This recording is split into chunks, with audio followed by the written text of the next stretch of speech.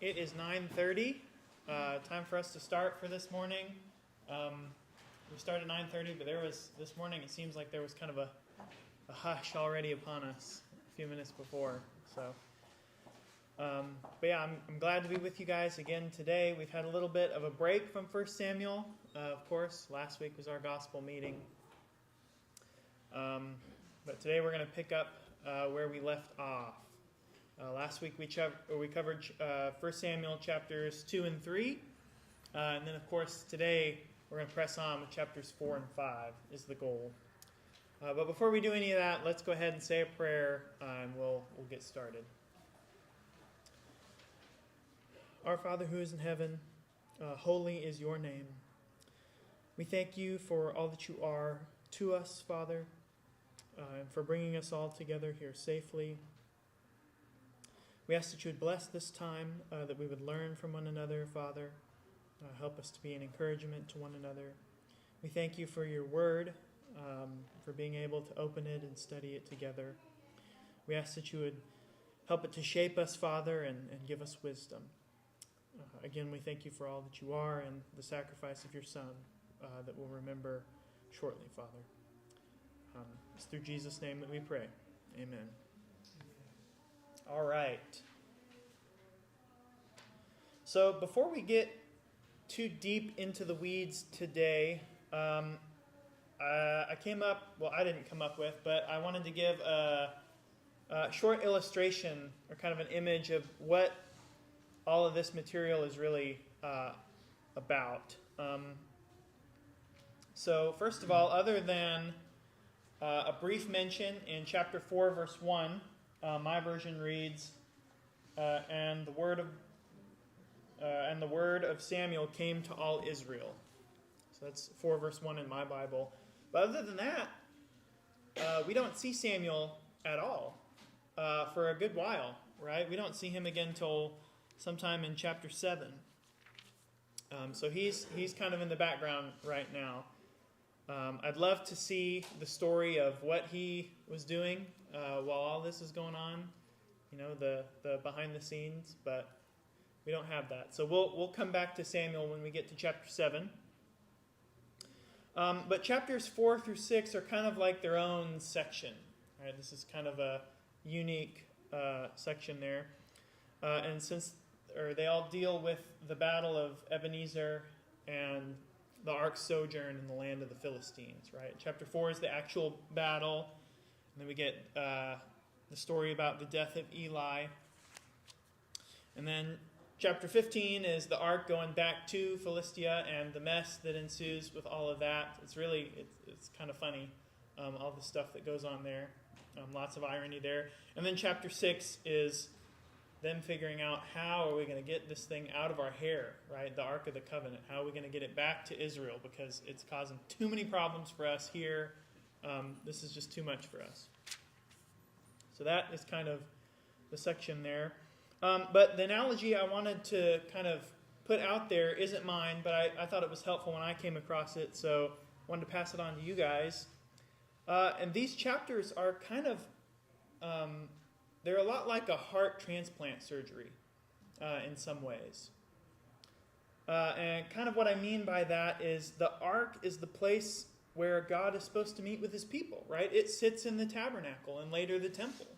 And that's kind of the manifestation of God's presence in Israel, right? The mercy seat. It is an important artifact for them. But to be clear, I'm not saying that the ark is equivalent with God or anything like that. I think we see kind of differently in the story. But God seems to be kind of working behind the scenes in these chapters. For example, Israel will say, "Why has God routed us today before the Philistines?" And we don't really get an answer, right? So there's that element to all of this that's going on. The Israelites, they bring the ark into the battle. They think that's going to help them. And it actually makes it worse, right? They suffer a worse defeat than what they were already losing. So we're kind of led to question where is God in all of this, right? They themselves question what's going on, right? Where is he? And we're going to see a repeated theme in chapter 5. This is actually really interesting. In verse 6 of chapter 5, it says, the hand of the Lord was heavy upon the people of Ashdod. The hand of the Lord is something that's going to come up at least twice in chapter 5. But we'll get to that. And of course, right, we already said this, but the ark in the very next chapter, it's brought into the temple of Dagon, and God absolutely makes a mockery out of this Philistine god, Dagon, and his people, right? So I don't know that we'll get all of the answers to the questions that chapters 4 and 5 raise. They raise some interesting questions, but I do think the main point here is that God is not like any of the other gods, right, that the nations worship. And even though Israel suffers this defeat, and maybe to the Philistines it looks like Dagon has won a victory, chapter 5 is going to show us that's not the case in a really decided way. Right? God is not one of the local deities that float around the ancient Near East, right? He is the God.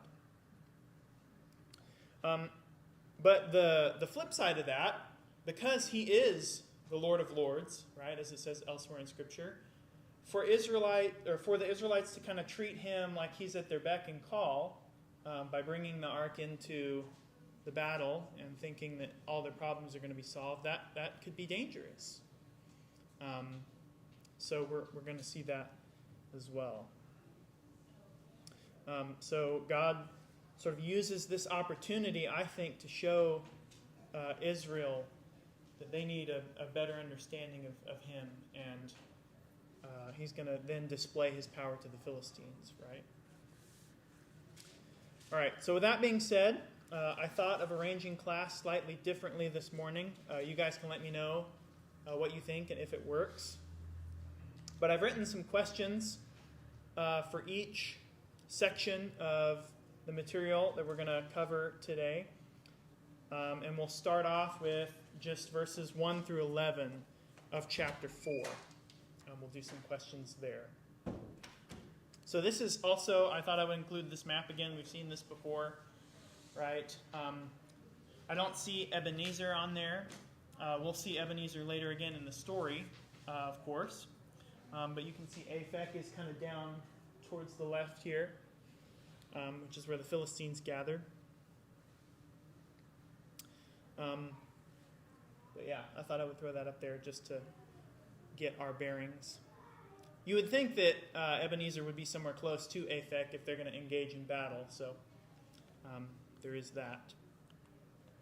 All right, but for chapter 4, verses 1 through 11, the first question I want to ask, this is completely open-ended, is bringing the ark into the battle a good idea? What do we think about that decision?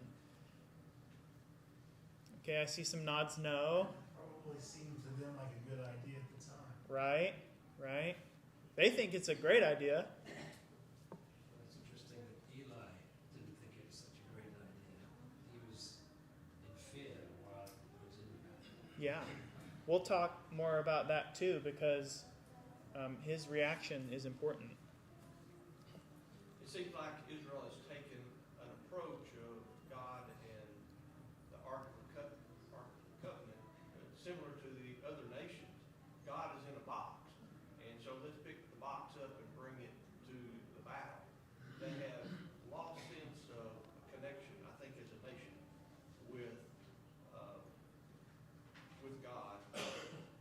Yeah. And we see that with the two sons early on, and the chapters 2 and 3, and we're going to see further in this chapter that the sons of Eli are so evil, and God's going to bring that retribution. But Yeah. it seems like Israel as a nation is no longer unified under God, if that makes sense. Yeah, I like that. They think maybe that God is in the box and that's all there is to it. And, God's going to say, actually, that's not the case. And he doesn't show his people that, right, or well, he does through the battle, but the Philistines are going to experience that firsthand in the next chapter. So yeah, that's a big. They need that understanding corrected, I guess you would say. It's never good to be presumptuous with God, and so they didn't ask Yeah. and seek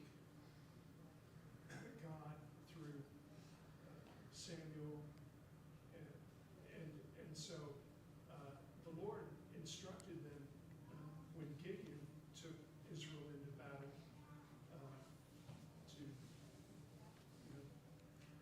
smash the pitchers and to blow the trumpets, and they basically frightened the enemy and then overran them. And so the Lord instructed different things. The priest at times carried. I was thinking that they carried in one situation the ark into battle, but they may not. I think likely it was just the priest singing Yeah. as Israel went into battle. So Mm-hmm. they knew the strength was in the Lord, but they should not have presumed Right. to carry the ark. Right. And I like that you said. This is Eli and his sons have a lot to do with this too, right? First of all, the nation doesn't think to, hey, let's get Samuel on the phone, or something like that. Later, we're going to see David inquire of God for certain decisions, and they don't do it that way either. So, there's maybe a failure there. Maybe also, I think that's a good point. Unless you've been a soldier on the battlefield, it's probably impossible to identify yourself with the desperation. These guys have just lost 4,000 people. Yeah. They're fighting a war over yonder for 1,600. Wasn't that what happened in Israel? 4,000 people, and now they're fixing to have to go back against them again, and they're just completely desperate. Yeah. Grasping at straws for something. It was Yeah. wrong what they did. They were probably hoping for a Indiana Jones kind of thing. Yes. Yeah. But that was wrong. Maybe that would have been a better analogy than my one, but yeah, they're kind of treating it like we see in Hollywood, right? They've had a heavy hit, right, in this battle, and they decide to try this as a last ditch effort. All right, so next question. That was really a lot of good comments there. Next question is, what do the Israelites assume when they decide to bring the ark into battle? Right? I think we kind of touched on this, but let's just get it out there. What's the assumption that they're thinking of? That God wasn't with them the last time. That he needs to be closer. Right. That God's not with them. They think that bringing this ark into the camp is going to fix all their problems. They think, if we bring the physical object in, God has to be there, right? Well, I don't know if it's in this particular passage, but we see that the Philistines here, the uproar when it does come into the camp, and they say, what was that? And he said, oh, don't you remember the Ark of the Covenant, how God what they did to Egypt? And then shortly after that, there's a battle cry, and the Philistines just all of a sudden now have their might, their strength to go into battle. It's like they heard about it. Yeah, we remember the stories, but we're going to go fight anyhow. And Yeah. they did not lose courage by hearing that God was coming into the midst like the Israelites. That's a great point. We'll talk about that. Both armies were roused to the fight. Yeah. That's a really good point. All right. Oh, yeah. Sorry. So another thing is they've become like other nations with idols. Instead of thinking about God, the ark has become the object instead of. Right. Which actually, you were going to say something? Or someone over here? Oh. Okay, we'll do Caleb and then bounce back over to you. Kind of a parallel, somewhat of a parallel Numbers 14, when the Israelites wanted to go and attack, Moses warned them that they would not succeed and they would be driven back. So kind of, I think that's kind of a similar situation. Yeah, that's good. I like that. That's important too, Jeremy. I was thinking about the attitude to the golden ephod that was made in the Judges. It became a snare to the Yeah. people. They kind of worshipped it. Mm-hmm. It seemed like they may be worshipping this rock rather than worshipping God himself. Right. Yeah, this reminds me a little bit of the golden calf episode. They're not supposed to make any images of God, and they make this golden calf, kind of like the ephod. And that's obviously a really terrible, bad thing. Well, and even more so is that their own idea of almost treating this like an idol has gotten out to the Philistines. And the Philistines now look at Israel as, well, look, they have idols just like we have. Yeah, that's a good point. We're going to talk more about how the Philistines react to all this. The final question I have for this section is, to whom do the Israelites attribute the result of all of this battle, right, their loss, in chapter 4, verse 3?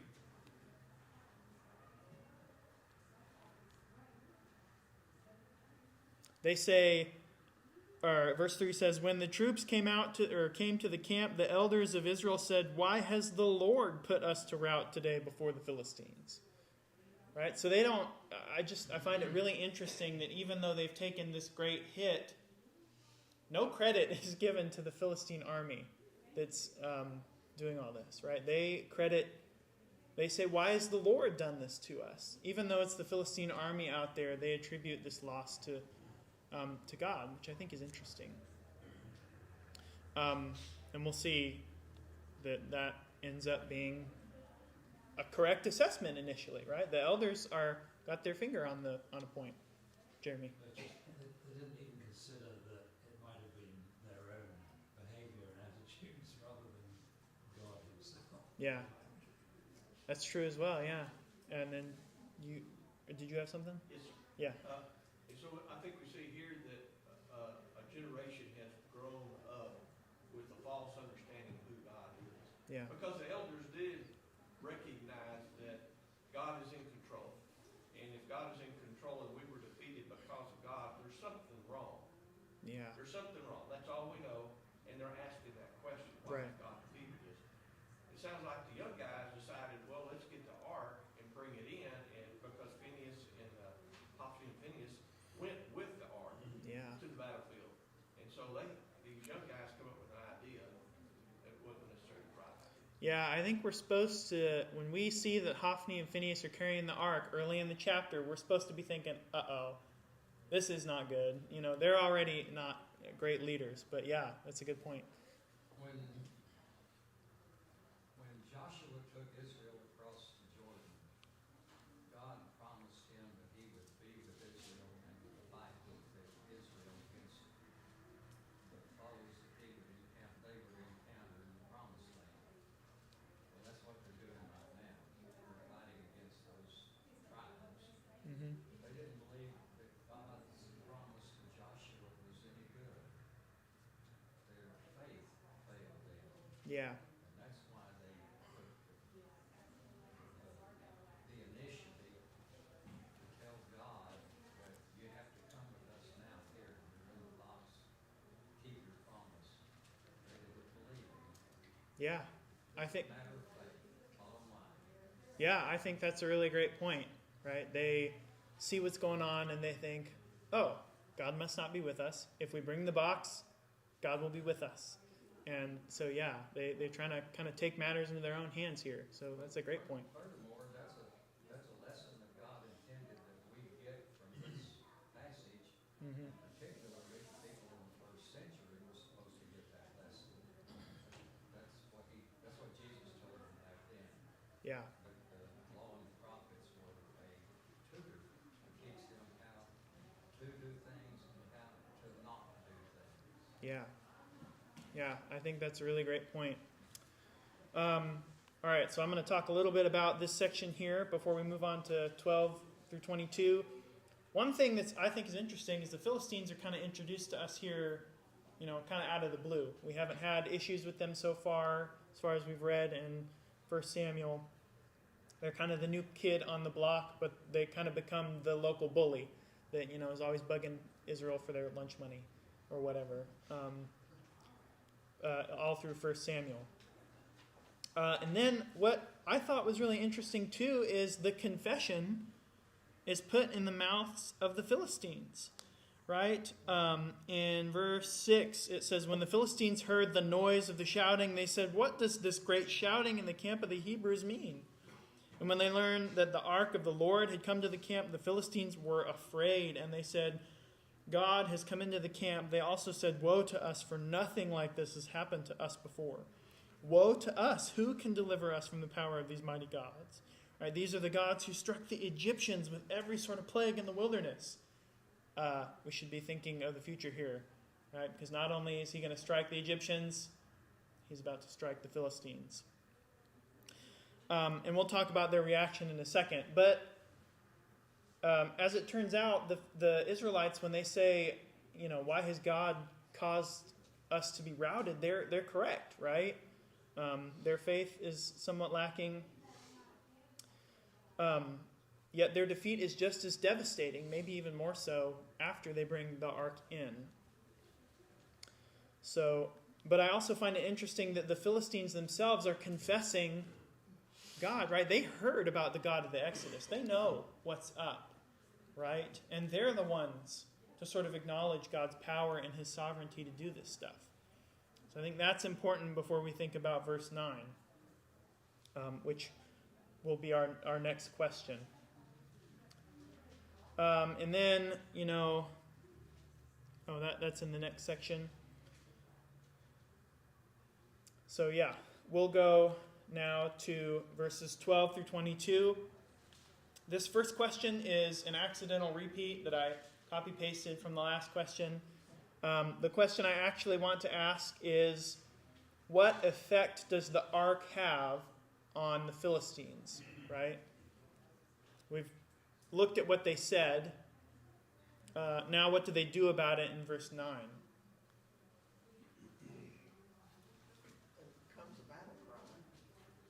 Right. Given all that they've said, right? This is the God of the Exodus. He afflicted them with plagues, right? He's powerful. God is in the camp. Or they think God is in the camp because they brought the ark in. Given all of that they recognize, in verse 9, their reaction is, take courage and be men. Right? O Philistines, in order not to become slaves to the Hebrews as they have been to you. Be men and fight. So the reaction, given they acknowledge God's power and all of his grandiosity, isn't to back away and say, oh, maybe we should not, think about this more than once. Their reaction is to double down and say, no, we got to press forward. Otherwise, we're going to become servants. Right? I think that's really interesting. That they have this big acknowledgement of who God is. It doesn't drive them to be more careful. It drives them to have more courage. And they do win, which is interesting. Armando? But it is Israel's reputation precedes them. They do know who they're dealing with. Yeah. Who they're messing with here. They do know. And they're aware of the Ark of the Covenant going, wow, we're in trouble here, but we're just going to go and fight as an army would, as a military would. But it's interesting that reputation of Israel is known, is well known. And they know why they're winning too. Not just because they're strong and powerful, but they are winning because of God. In this case, they're tributes of God. It's interesting the way it's written there. But they're aware of the deity helping Israel win. And that is the driving force. Yeah. Yeah, I think that's good. Kyle? Reminds me of Pharaoh. Even after 9 plagues, yes, he knew who God was after all these things were happening, but he still hardened his heart. Right. I wonder how much of it is because God still needs to send a message to the Israelites that what they're doing is not right.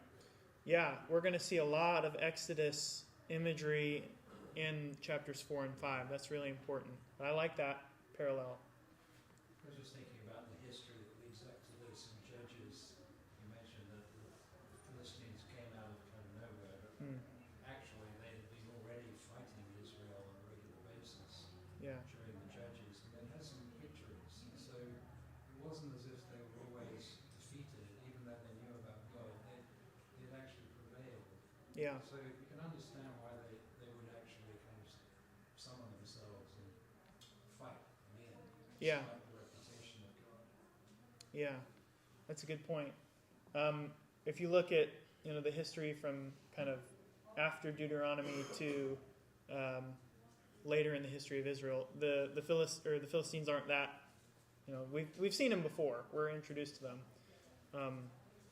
but this is the first time we've battled them in the book of Samuel so far. But that's a good point to make too. We have seen them before, and they do maybe have a reason to think maybe we could still do this. But that's a good point. In Deuteronomy, I believe it's Deuteronomy, God tells Moses that I will send the hornet ahead of you. He does that to all that. He helps Israel put the terror into all the nations to all the nations at that time. Because the Philistines had heard, they knew what the deal was. They were not ignorant. You see what happened to all the kings of the Amorites. Yeah. It's very hard. It's very hard to ignore the promises and the results of having that. Yeah. No, I think that's a good point.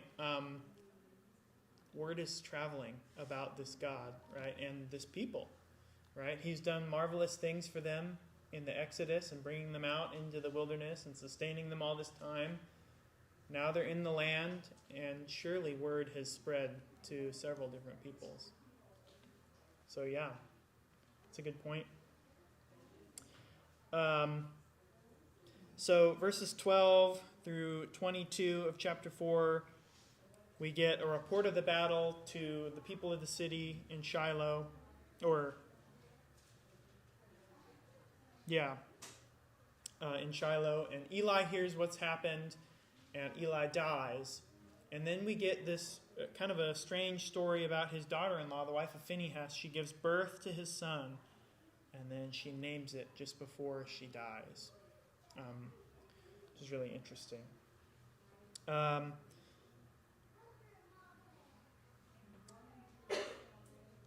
This is another question that we'll get to. But Phinehas' wife, she names the child Ichabod, meaning the glory has departed from Israel, because the ark of God had been captured, and because of her father-in-law and her husband, and she said, the glory has departed from Israel, for the ark of God has been captured. Her statement is correct, right? The glory has left Israel. So she's got, again, there are several characters in these chapters who have their nose right on the issue. And she's one of them. The glory seems to have left at this point. And we don't get any indication of why explicitly, right? The text doesn't say necessarily explicitly, but I think we can know that it's because Israel has brought the ark into the camp and sort of misused the ark in a way that it's not supposed to be. And then, of course, we mentioned Eli and his two sons. They're the ones carrying the ark into battle, right? That is not a good thing. That tells us that probably things aren't going to go so well because they haven't been leading Israel well. They've been abusing their positions and that sort of thing. And then the Battle of Ebenezer, kind of going back to look at the whole thing, it's kind of organized around two speeches. One is the elders in chapter 4, verse 3, when they say, why has the Lord put us to rout today before the Philistines? And the other is, of course, the Philistines themselves, right? We read in chapter 4, verses 6 through 9, right? And the Philistines in verse 8, they liken their situation when they first bring the ark into the camp to the Exodus, right? They've heard about the Exodus. We talked about that. And they decide to press forward anyway. All right, so here's our first question. We'll move on to our next question. What assumption do the Philistines and the Israelites share about the ark in chapters 4 and 5?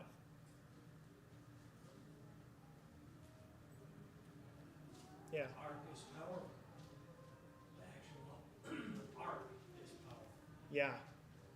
That's great. That's exactly what I was thinking of. They both assume that God is within the physical parameters of the box. And so that's important. And we're going to see, of course, God overturn that assumption. But that's kind of what drives these whole 2 chapters, is this misunderstanding about God and about his character and about the way he deals with his people. What's kind of funny is going ahead into chapter 5, every time they leave the Ark of the Covenant in their temple with their god, Dagon, or whatever the god's is, Dagon, Mm-hmm. they leave, they come back, their god, Dagon, has fallen down, and they don't know why. Yeah. And the second time that happens, their god, Dagon, is on the ground broken to pieces, and they Yeah. say, we got to get rid of this Ark. Right. It's a great story. Yeah. And he you wonder what they think is going to happen when they put the ark next to Dagon. And what are they expecting when they get up in the morning, to go look and find out? And it surely isn't Dagon on his face, so yeah. And then finally, all right, this one isn't showing up on there for some reason, but what do we notice about Eli's reaction in chapter 4, verse 18? 4 verse 18 says, when he mentioned the ark of God, Eli fell over backward from his seat by the side of the gate, and his neck was broken, and he died, for he was an old man and heavy. And he judged Israel for 40 years. So what's kind of peculiar about Eli's reaction here? Well, it's an end. It was into his life. Yeah. And whatever the ark represented was an end for Israel as well. They had put their hope and trust in this box, and it didn't come about. It seems that Eli understood that God was meeting them there, rather than, because I think it mentions early in that he sat above the mercy seat. Yeah. Above the cherubim. Yeah. Not that he was in the box. And then now that whatever evil that they brought upon themselves, a new chapter is fixing to begin. We see Eli passing away, Yeah. and we'll soon see Samuel arise. Yeah. Yeah, I think that's important. That's a good comment, is he realizes maybe what's really going on with the ark. It also shows the superiority of God. And I want to piggyback on what Brother John said. The superiority of God over the gods of the nations. And, Yeah. This half man, half fish, I think is how Dagon is represented. But and even in the place, all of the gods that had control over certain aspects of Egyptian life, I mean, they were the gods of the nations were humiliated. Yeah. So it shows the superiority and the supremacy of art. Yeah, that's a good point. Mark? Well, it's just, we talked about assumption and presumption. It's on both sides. The Philistines presume because they've won the battle that they're going to win the war, but they've got something to learn too.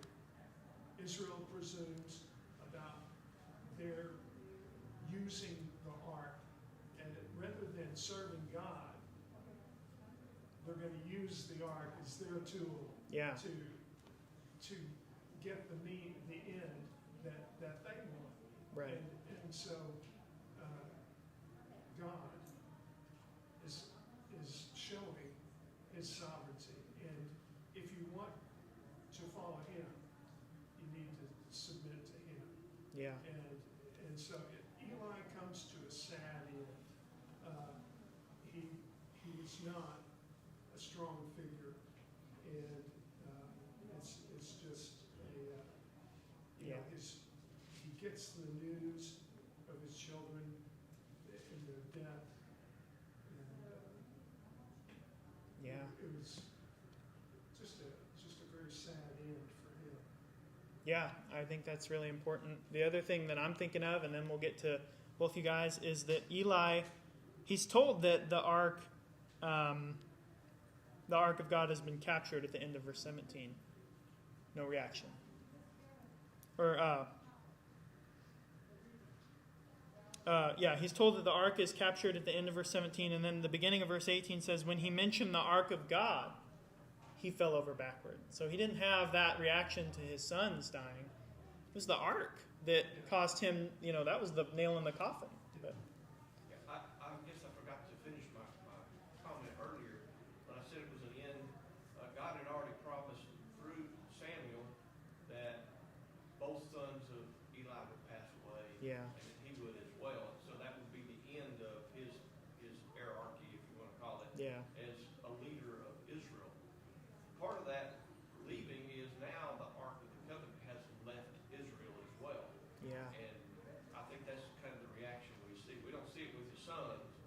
We see it, though, like you said, with the reaction from the ark being removed from Israel. yeah, Probably more the way he felt of it is God has left Israel. yeah. That's a great point, right? This is kind of personal for him. Very personal. So, yeah, that's a great point, Jeremy. In chapter 3 and verse 11, he hears from Samuel that God said that he's going to do something that's going to make the ears tingle of everyone who hears it. Yeah, And going back to what Carl said, that the significance of the departure of the ark from the presence with the Israelites was so significant that would have been the tingling aspect, something shocking, something beyond comprehension almost. And I think that's really what Eli is reacting to. This Yeah. shocking, tingling event. yeah, that's true. Maybe we all should have seen this coming, from the prophecy in chapter 3, but that's a great point. This is a shocking thing. The ark has gone into enemy territory, right?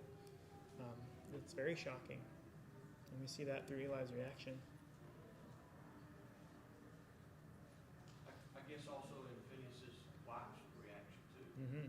in her having an early birth and recognizing what's going on in society, naming her child by that, and then her passing away. Yeah, that's another. I'm glad you said that because this is kind of it's not exactly a reversal moment, but we have a death, Eli. We also have a birth. His grandson. And it's not necessarily a glorious birth, right? Literally, she names the child "the glory has departed." So this poor child had to have that name the rest of his life. But at this death, there is still new birth, right? And this doesn't mean that the story of Israel's over, right? And we know that because we have the rest of 1st and 2nd Samuel. But to the people here living these events, maybe this is just a glimmer of hope here. But, there's a birth after the death. I think that's significant. And I think also, the Philistines in Israel, they share the assumption that the ark is controllable. Right? The Israelites think they can make God kind of serve them in a reversal of how it's supposed to be. Right? We can bring him in and we'll get the result we want. And then the Philistines, they take the ark and they're going to say, we're going to put him in the temple of Dagon. And that's kind of a slight. Right? But of course, we know otherwise. I think the Philistines really misunderstand the God of Israel, like fundamentally, right? They misunderstand his character. They misunderstand his commitment to his people, right? The promises he's made to his people are important, right? Because he's not, just because he goes into their territory doesn't mean that things are over. It doesn't mean that they've won, and they're going to find that out very soon. All right, so there's some other things we could say about this section, and we may say them if we find we have extra time, but let's move on to chapter 5, verses 1 through 12. It's a relatively short chapter. The first question is, what do God's actions in chapter 5 show us about him? We've kind of hit on a lot of this already, but what do we think? He's still just. Yeah. As to how he's going to take care of who he's going to take care of is when he's still just. Yeah. Yeah, I think it's also important that the Israelites don't really question that. I think that's significant. You know, they don't question God's justice. They kind of question what's going on. But God is still just, right? Just because the ark has gone into captivity doesn't mean that he's not. So absolutely.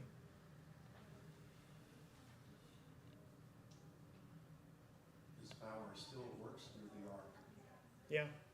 because everywhere they took that thing, people died all around it. Yeah, you know, he's not in the ark, literally, maybe per se, but he does still act through the ark. We're going to see that for sure, to great humorous effect. It's not going to be very long until David and Solomon come along, and they understand that God is, you know, that we're talking about the house when he ain't here, we're building this. But then they kind of underestimate the ark, and David moves it improperly and finds out that it actually is kind of important. Yeah. But then when they put it, they take it aside and put it in that other guy's house, and he's blessed because that it's there. Yeah. These guys are cursed because it's with them. Yeah. But you know, it's still working. Yeah. It's still working. I like that because it is. You know, God isn't necessarily in the box, and that's all there is to it. But we do see him still work through it, kind of like what he was saying. So yeah. And then, so chapter 5 is really where we see a lot of Exodus themes come up, right? There are plagues, just like the Exodus. It's kind of, if you will, almost the Exodus in reverse, right? Instead of bringing a people out of slavery, God actually goes into Philistine territory, which is interesting. So that's an important part of chapter 5. Again, we've already kind of talked about this, but how does God subvert both Israel and the Philistines' expectations about the ark?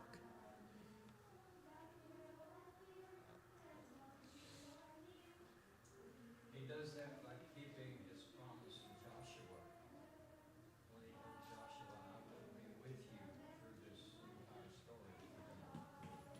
Yeah. It demonstrates his fidelity, his faith for Israel, and also for Israel's enemies. They eventually pick up on this, or maybe not. I'm not sure if they ever pick up on Yeah. faith and the importance of faith and covenant testimony. Yeah. I think that's really good. Yeah. God is a God who keeps his promises. I think both parties, Israel and Philistines, thought that they could control the ark, where God is not being in control. He's doing his will. Part of that is the meting out justice to the Philistines. He brings about death, he brings about tumor, he brings about pestilence. I think Yeah. making the mice, the golden mice. So apparently there was some sort of overrunning of mice in their fields or their Yeah. grain or whatever, that maybe a plague like we had the Black Plague decades ago. Right. So they understand that, but God, they're not doing anything to control them. They have no control. If God has full control, and he's going to bring about his justice both for Israel, and he's going to also teach them, train them, and bring to their knowledge a better understanding of who he is. Yeah, I think that's exactly right. We see it's fairly obvious that Israel thinks one thing about what the ark is and what it can do for them, and God immediately turns that on its head. Right, the ark, they still lose even after they bring the ark in. But of course, that doesn't mean that the Philistines get off scot-free. Right, He's going to teach them a lesson as well, if you will, and they're going to suffer big losses. And then we'll go over here. Just to emphasize that last comment, that the ark is about justice. It's the symbol of judgment, of condemnation, and of mercy to Israel. Mm-hmm. And they don't notice that. They don't understand that. Yeah. They lost the ark. They lost their mercy seat. They lost their relationship with God. They don't. That's their viewpoint. God, Yeah. of course, is not yet abandoned them, but He will at some point. Yeah. If you're going to talk about the ark, you need to talk about justification, judgment. Keep that in mind. That's what it's all about. Yeah. Yeah, I think that's important. And, what God asserts throughout chapters 4 and 5 is that it kind of reminds me a little bit of that moment in Joshua where he sees this man of God. And he says, "Are you for us or for our enemies?" And his response is, "No." I'm just no. Not for one or the other. God is free to do what He pleases. I was thinking about the fact that really, in some ways, what God is teaching them about the ark is that God expects men to sanctify Him when He approaches. And in a sense, the ark is a symbol of approaching God and being in the presence of God. Yeah. So it's not in the box, but in a sense, He's given them very strong instructions about not to look in it. Later, Right. some people die because they did. And so, if the ones that are not sanctified in the presence of God suffer all these problems, later the ark goes to those who are sanctifying God, Yeah. and they're blessed because they have the ark. Yeah.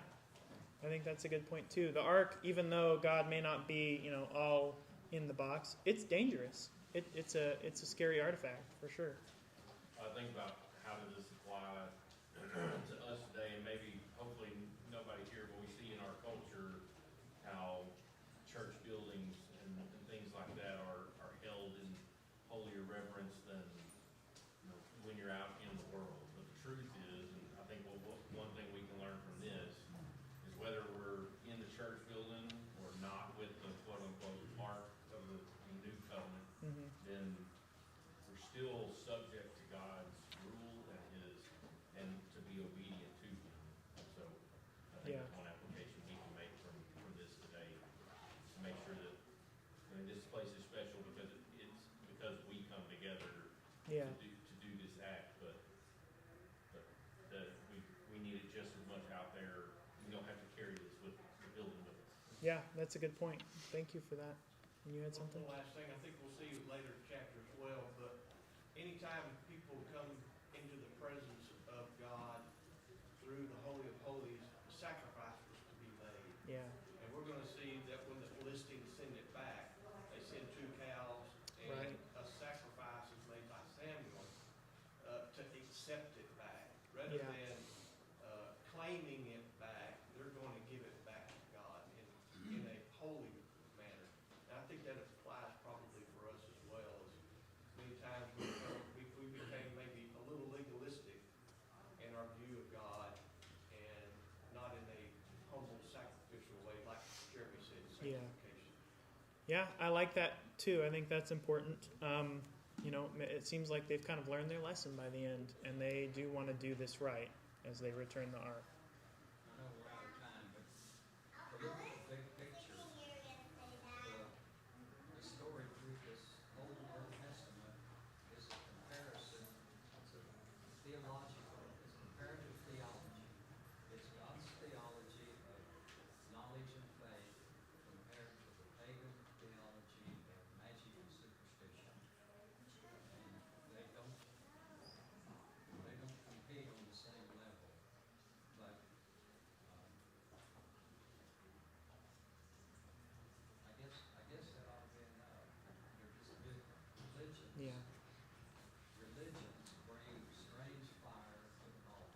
Yeah. And it's all magic and superstition, and that's what they expect when they perform like that. God's people don't need that. We have a spirit that justifies us Yeah. without all of this peripheral magic that they tend to. Yeah. That's the way we would follow. Yeah, I think that's a good point. Israel was supposed to be different, and here they're failing to act different, and yeah, that's a good point. Thank you for your guys' attention. This week, I feel like we got through most. I think we only have one other question left, so got through most of them.